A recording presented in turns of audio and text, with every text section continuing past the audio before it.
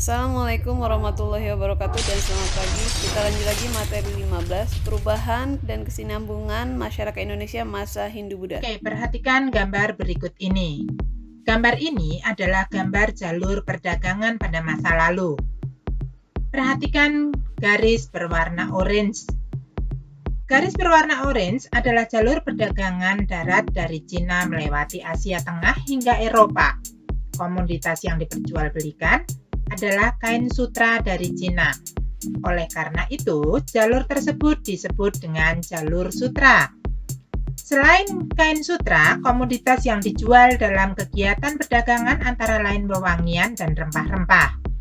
Akan tetapi, sejak awal Masehi, situasi jalan darat di Asia Tengah tidak aman.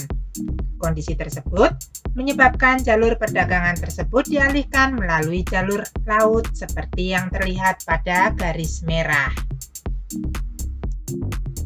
Peralihan jalur perdagangan tersebut memberikan keuntungan tersendiri bagi masyarakat Indonesia karena wilayah Indonesia menjadi daerah bandar transito atau pemberhentian bagi pedagang-pedagang Cina dan India.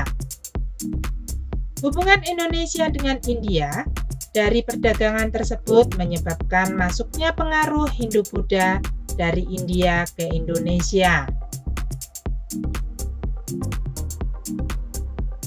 Ada beberapa teori yang dikemukakan oleh para ahli tentang proses masuknya pengaruh Hindu-Buddha ke Indonesia.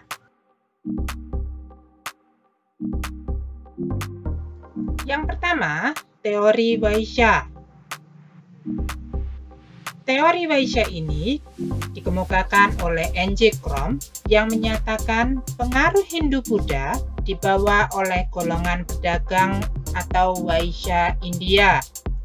Sebagian pedagang menetap dan menikah dengan penduduk asli Indonesia. Melalui pernikahan tersebut, budayaan Hindu-Buddha menyebar dan berkembang di Indonesia. Teori kedua adalah teori kesatria. Ada 3 pendapat tentang teori kesatria ini. Yang pertama, dikeluarkan oleh J.J. Burke. J.J. Burke menyatakan bahwa para kesatria India memberi bantuan kepada penguasa pada saat terjadinya pertikaian perebutan kekuasaan pada zaman kerajaan. Sebagai imbalannya adalah boleh menikah dan tinggal di daerah tersebut. Hal itu menyebabkan para kesatria mudah menyebarkan budaya Hindu-Buddha di Indonesia. Teori kedua dikeluarkan oleh Mukherjee dan F.D.K. Bose.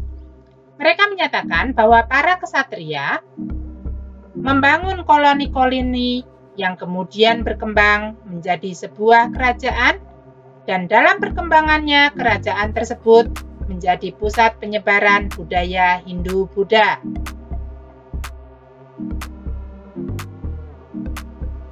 Teori kesatria berikutnya dikeluarkan oleh J.L. Munsch yang menyatakan bahwa para kesatria yang kalah perang dari India Selatan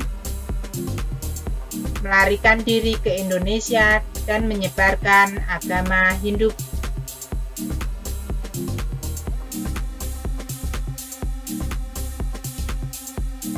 Teori masuknya Hindu-Buddha di Indonesia yang berikutnya adalah teori Brahmana yang dikeluarkan oleh J.C. Van Leur yang menyatakan agama Hindu disebarkan oleh para Brahmana yang datang ke Indonesia atas undangan para kepala suku yang tertarik dengan agama Hindu.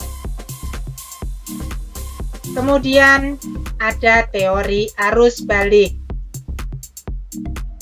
Teori arus balik ini dikemukakan oleh F.D.K. Bose yang juga mengeluarkan teori kesatria. Dalam teori ini, Bose menyatakan bahwa pemuda Indonesia yang belajar agama Hindu-Buddha ke India dan setelah kembali menyebarkan ke masyarakat Indonesia. Yang terakhir adalah teori Sudra.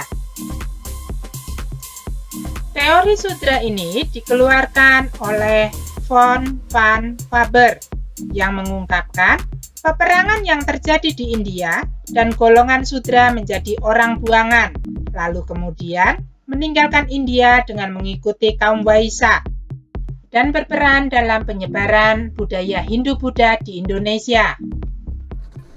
Selanjutnya tugas kalian adalah meringkas minimal 2 lembar, kemudian upload di Google Classroom. Ibu akhiri dengan wassalamualaikum warahmatullahi wabarakatuh dan selamat pagi.